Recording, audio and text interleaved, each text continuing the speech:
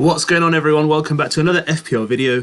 My name is Mo, and today I'll be going through my team selection for Game Week 7. Today is also my birthday, so I thought what a better way to celebrate than to go through my team selection with you guys. If you guys are new around here or you haven't subscribed already, this is the best birthday gift I could wish for. Hit that subscribe button and also like the video if you want to see more content from myself. So let's get into a review of how I did in Game Week 6. So I got 72 points, which was 4 above the average. Surprisingly, my rank went from 200k to 465,000. So it's quite surprising how congested it is. And even despite getting above the average points, I've kind of dropped rank in terms of like kind of doubling it in terms of like going the opposite way. So not a great week in terms of rank, but point-wise, I'm quite satisfied. It could have gone better, but it could have so easily gone a lot worse. We'll talk about what went well, what hasn't gone well, what my future plans are, and what my transfers are looking like for Game Week 7. So let's start with Onana. So he got me 7 points in goal. So it's my second clean sheet from him in the 6 game weeks I've owned him.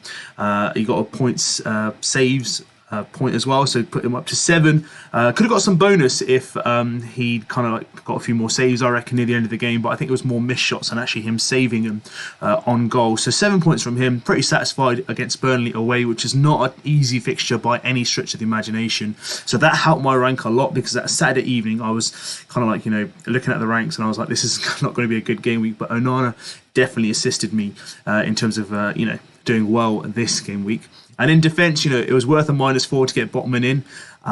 12 points, so he got me a goal for him. It was his first goal for Newcastle as well. Will I be expecting more kind of output from him? Not really. I don't think he's more of a goal threat. But clean sheets, yes, for sure, with the fixtures that we got coming up for Newcastle. So I'm glad I've got him in. Will I be doubling up on them? Not really. I don't want to put too much faith in the Newcastle defence, because I'll go through the reasons of why, because I just think that basically putting too many defenders from the same team, despite having those good fixtures, might be a bit too risky based on rules and regulations this year. But we'll go through that in more detail when I go through my team selection later on in the video. Estupiñán got me 6 points, so got me an assist and a bonus point as well. So nice to get some return from him, and I'm glad I held on to him during this period, because he's got me some returns over the last couple of game weeks. Gusto was a nightmare again. Chelsea, I don't know why I put any faith into it, and I'm so glad I did not go for Sterling in Game Week 3 as a kind of like a knee-jerk reaction for Game Week 4. They've just been terrible. Chilwell, Gusto, Sterling, Jackson, absolute terrible. I think the only player that I could even consider owning is maybe their goalkeeper, Sanchez, but otherwise, absolute terrible. -2 points for a red card. If he'd waited 2 more minutes, firstly, he shouldn't have done it anyway. It was a red card. Why he needed to do that tackle at that part of the pitch? Not the last man, not going anywhere, no threat to Chelsea. I don't know what he was thinking. So -2. If he'd waited for like literally 3 more minutes, I could have got the bonus points there as well, and he wouldn't have got a -2. So that could have helped my rank as well. But he's out for 3 games now. Probably back on the 21st of October or something, but I don't really care about him, to be brutally honest. Even on my bench, I'm not going to waste a transfer on him, but he's done well for me whilst he's been in there, but he's not been in my starting lineup. But hey, when I do bring him in, he always flops. So I'm kind of glad he's out of the way. Honestly, I'm not going to lie to you. I'm so glad that Gusto's out of the way, because that's one less headache I need to worry about with Chelsea, because they're getting on my nerves, and I'm not going to own a Chelsea player once I get rid of them. I'm being absolutely honest with you guys. There is no part in this season, I don't care how good their fixtures are, I'm not going back to Chelsea. They can go on a 12-game unbeaten run, 15-game unbeaten run, but Chelsea, for me, no way. No way I'm going there again. I'm not talking myself into it. They're just not convincing me to the eye. And I'll say this outright straight. I don't see them playing well over the next 5 to 6 game weeks. Looking at their fixtures, it's a terrible run considering the fixtures they had. I'm just fearing the worst. If you're going to have them and you're going to hold on to them, I'm just going to hold on to Chilwell for maybe a couple more weeks, then he's gone. But no, there's no kind of like inkling right now for me that I'm going to bring in any Chelsea players. That's why Chelsea ran over. Overall, absolute terrible team, terrible FPL assets, unless you're going to own Sanchez in goal. In midfield, got Mbimo, got 1 point. Again, another blank. Everton at home, I was expecting better from him. He's had a few blanks now, so he's starting to test the patience of some FPL managers, including myself, but he's not going anywhere for now. The fixtures still look fairly decent, but he could have done more against Everton. Only 1 point, and then as the game went along, we thought, you know, he'd be kind of like getting further up the pitch, playing as a forward, but he actually went more defensive, so that's a bit of a concern. I'm going to keep a lookout for Brentford a bit more. But Mbimo, you know, a few blanks. Let's hope he does well in the next coming game weeks. Then my other transfer that I brought in was Maddison, who did well for me. 9 points. I'll take that. So Maddison Came with a fantastic 2 assists for Son. He's got a flag on him. I think he should be fine. Postecoglou did say he looks fine. Just a bit of a precautionary test to scan that they've done, but he should be okay. And then we move across to Saka, 13 points. A lucky goal, assist, I'd say, from the first one, and then the second penalty, brilliant. He did hobble off. There is a yellow flag on him at the moment of 75% chance of starting as well. But Arteta did come out last night and say that he hasn't trained since then. He's out for the midweek game for the League Cup. However, it's very unlikely that he'll be available for the Bournemouth game. So we'll have to wait and see. Whenever he is fit, he does start for Arsenal, but there's Champions League and other Premier League games versus Manchester City coming along. So, from that perspective, I think they could take a bit of precaution and rest him for the Bournemouth game, or he might come on at the end for a bit of a run or a bit of a cameo. But we'll have to wait and see. It's just all hearsay at the moment. We've got to wait for the press conferences. And then we go on to Eze. Well, what can I say? I've kind of been so faithful to him, and he's just not returned. 1 return in 6 game weeks. I know the day I sell this guy, he's going to get return after return. So I might just consider doing it this week. Who knows? So stay tuned to find out. Salah, 10 points, my saviour for this season. Pretty much returned every single game, 10 points. 3 bonus points in there as well. Could have got more if Nunes had his shooting boots on, but unlucky. I'll take that. And I'm going to stick with him for the rest of the season. I don't see him going anywhere in my squad.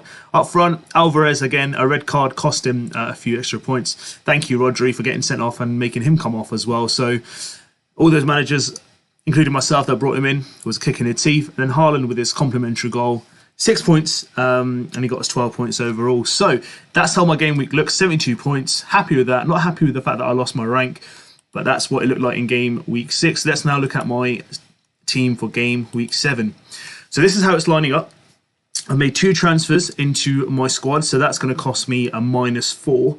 So I brought in Son for Saka. Now that was done pretty much immediately after the game finished on Sunday. So I think I did that on Sunday night. Monday morning, I think, potentially, around that time.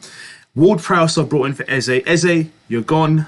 Thank you very much for being part of my team, but I don't want to own you anymore. And Ward-Prowse comes in, and I'll go through the justifications of why I've brought him in. I've taken a -4, but we'll go through all that. Our rationales of why I brought those 2 transfers into my squad. So Onana will be in goal. Crystal Palace at home. Hopefully we can keep a clean sheet. He kept one last night in the League Cup. Burnley are the home fixture for Newcastle, so I'm only having Botman from them. I'm not doubling up on Newcastle defence, even though the fixtures do look good, but I just think that there are other defenders that I want to go through, and I don't want to put all my eggs in one basket. And the reason why is because we're playing longer games now. The added time is probably 6, 10, 12 minutes, 14 minutes in some games, for example, where people have made comebacks and people have conceded. So defensively, yes, I get that there's some really good fixtures. Burnley at home's a good game. West Ham away is not an easy game. I don't see a clean sheet for them there. Crystal Palace at home, yes. Wolves away, yes, I can see a clean sheet. Arsenal at home is going to be a tough game. I can see clean sheets in there, but I can also see a team getting the odd goal here and there. That's the same issue that's been with Man City as well. They'll win 3-1, 4-1. They'll win the big games with big margins, but they'll concede that one goal, which would kind of like nullify the whole clean sheet aspect. So that's why I'm a bit defensive in regards of I don't want to double up on Newcastle defence. But if you want to play Trippier from an attacking perspective, then I have to compromise Mo Salah, which I'm not willing to do for Trippier. Yes, I know he had a fantastic game week. This game week gone, he got 18 points. He could do it again. But I just don't want to make that kind of balanced sacrifice in my team. If you do go Trippier, fully understanding, but I personally just going to want to play Botman. I feel that 2 million less, I'd rather go for that risk rather than investing 2 million elsewhere. He's also gone up in price as well this week, guys. Estupinian will stay in defence because obviously Gusto is suspended. If Gusto was available, obviously he'll be in this lineup for Chilwell, but I've gone Estupinian because I think Udogie against Liverpool, they will concede. Aston Villa away is not an easy game, but I feel more of an attacking, hopeful of more of an attacking return from Estupinian. Liverpool, Man City is going to be a tough game, so potentially I could kind of like bench him there. And then after that, it's a nice little run there for Estupinian. So I'm glad I've held on to him for this period. But yeah, I'm kind of playing him forcefully this game week. I probably wouldn't have played him if I had the option of another defender. But actually, I was based on my team, willing to play him this game week. It's next game week where I'm hoping to bench him during that game. And I've got Chilwell in now. Chilwell for me, just absolutely, again, Chelsea, we've had my rant already, absolutely disappointing. 15 points so far, and half of them came in the first game week. He's been on and off. He's come in for 2 0-pointers in the last 2 game weeks, and he gets a yellow card every time he comes on. So in terms of yellow cards, he is at the moment on 3, so 2 cards away from suspension. Now, because of Gusto getting the red card, I can see him starting. And the reason why I can see Disasi moving over to the right, and then Colwell, Thiago Silva in kind of centre backs, and then him left back. I'm not gonna lie to you, I don't have any other choice. So if I did have a choice, I'd get rid of him personally. But I think this is the most likeliest week of him starting. If he doesn't start this game week, then he's in the bin. There's no point even talking about it. He's basically not worth it. If he can't even get into the team after an injury to their 2 first choice right backs, which is Gusto and Reece James. Then Chilwell, I'm sorry, 5.8 mil, 5.6 mil, how much ever you paid for him, just not worth it, guys. So he's in there for Fulham away. It's a Monday night fixture, so I'm going to have to wait all the way till Monday to even find out if he's starting or not. And then we'll have to just pray that they don't concede a goal. And then midfield, Nottingham Forest away got Mbeumo, so a bit of a blank spree for him in the last 2 game weeks, but he's got some good fixtures coming up. So Nottingham Forest away, Manchester United away will be tough, but United's defensively have been, quite susceptible. They've got Burnley at home, Chelsea, and then West Ham's got a tough way. So there's a few mixture of fixtures. So maybe hold on to him for another couple of game weeks, maybe 3-4 game weeks, and then if he doesn't deliver, and there are other players that have a better fixture swing or better form, then of course go for them. And then Maddison got me 2 returns last week, hobbled off, a bit of a concern, but I think he should be fit for the Liverpool game on the weekend. Postecoglou is kind of giving a green signal, and then those fixtures are absolutely insane coming up after that, and that's why I brought in Son. Even though he's got a difficult game against Liverpool, I still think, previously he's done well in the games against Liverpool because they play the high line and he can play them on the break, a bit like Arsenal. So I got a lot of, I actually got a lot of abuse online, to be fair, of why I did that transfer from Saka to Son. But hey, it's my personal opinion, guys. If you think I've made the wrong choice, you guys are welcome to your opinion and I respect it. But for my decision, I would rather have Son playing against Liverpool because I think they'll play higher press, he'll get the chance, and he's clinical. He'll take his chances. And then you've got Saka playing Bournemouth, who most likely, even though they're home, they'll be playing more of a men behind the ball. Will he get that same opportunity? And Saka, for me, hasn't looked that FPL player this season. Even though he's got the returns, I thank him for all those returns, but I just feel there's something missing. And with Martinelli not available, it's getting a bit tough. And obviously Declan Rice is not there as well, so will they be as potent? It's not even just about Saka being fit, it's the people around him. Will they get the best out of him? And I think with Spurs, touch wood, they've got no injury concerns barring that Maddison flag. They look good, they mean business, and they score goals. And Son at number 9, I'd rather have him for 77 minutes going for it. And he's being fresh. He's got no midweek games to worry about, no Champions League. So Liverpool at home, I've brought him in. I've taken that initiative. And then look at those fixtures coming along. Luton, Fulham, Crystal Palace, Chelsea, Wolves, Aston Villa. Even Man City's done well against previously. So I'm very hopeful to hold them and Maddison all the way up to, maybe game week 15 as well. And then I can review after that to see what I'd like to do with these assets. And then Mr. Mo Salah remains in as well. 43 points so far, 6 starts. And he's got me 7 returns. Could have been far more if Liverpool had better strikers. Spurs away is a tough game. Brighton away is going to be a tough game, but certainly can score. But then look at the fixture change in terms of swinging in their favour. From game week 9, he got Everton, Nottingham Forest at home, both fixtures. Luton away, which I'm going to captain him for those 3 games. Then you got Brentford at home, Man City away, Fulham at home, Sheffield United away, Crystal Palace away, and then Manchester United at home. So even then, all the way up to, I'd say, even the Arsenal game, all the way up to Christmas, I'm happy holding him. He really gets a rest, and he's just an absolute machine when it comes to FPL. And then my second transfer of this game week is James Ward-Prowse. Now, why have I gone for Prowsey? Why have I taken a -4? I'll let you guys know the decision why. So let's have a look at Prowse so far this season. 31 points from 5 starts that he has had. Pretty much plays every game, pretty much 90 minutes barring the first game. Might have been a bit more of a settler. And he's contributed in 5 returns for them. Averages 6.2 points for them. He's on set pieces, which is really good. And he's getting a bit more forward for West Ham than he used to for Southampton. And let's have a look at his fixtures. I brought him in this week to take a -4 because there's no point, there was a price rise, which was coming today, which has happened. So I got him in at 6.2 mil. Eze was losing value, so I would have lost 0.2 on 2 players. And that's massive for me because I'm looking to make some additional transfers in the next 4 to 5 game weeks, which I have a plan set already. So if I took a -4 now, I would not be able to achieve those kind of movements that I wanted to do specifically. So if Ward-Prowse came in, they're at home. They've done really well at home this season in terms of like their overall stats. At home, Chelsea, they won, as you can see on the results, they won 3-1. Again, Man City at home, they lost 3-1, but they gave them actually a really good game. And I've watched them in other competitions as well where they've played at home in like Europa League and stuff. They look absolutely phenomenal. And he does get involved. Even in the away games, he's done well.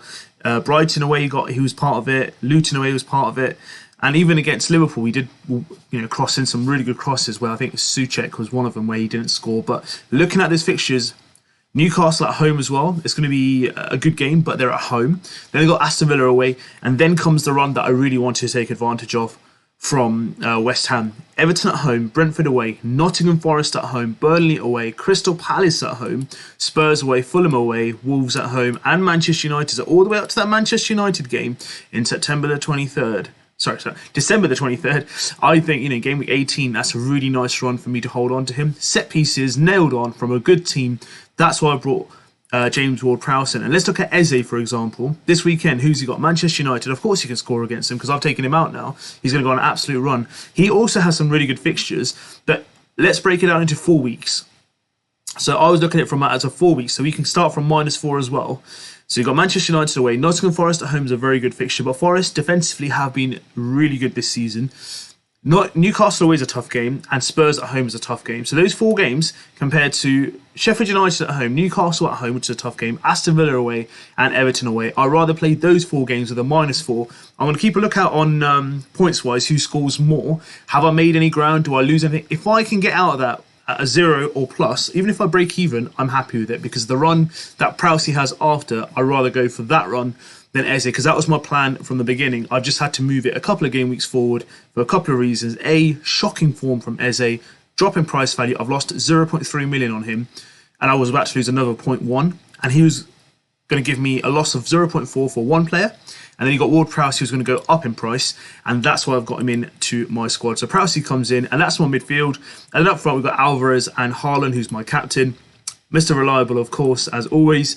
Wolves, where he's got difficult games coming up, guys. So, from game week 9, I'm looking at, he's got Brighton at home, United away, and Bournemouth at home. Those 3 game weeks, I'm not going to captain him. I'm going to go for Mo Salah, go against it. It could come back and bite me because I think against Manchester United, he could score a lot of goals and a lot of points. But hey, let's just take it game by game. I might change my decision. It's nothing set in final, but those fixtures now do get tough all the way up to game week 15.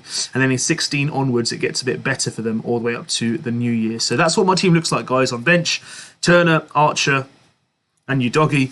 I'd rather have Archer first sub, so if Maddison doesn't play, for example, I'd rather him come on for me than Udogie, because I think, obviously, I don't see a 0-0. I would definitely see goals in that game. So I'd rather leave Udogie as my second sub. And Gusto, he's my 15th man, pretty much non-existent. And that's what my team looks like, guys, going into game week 7.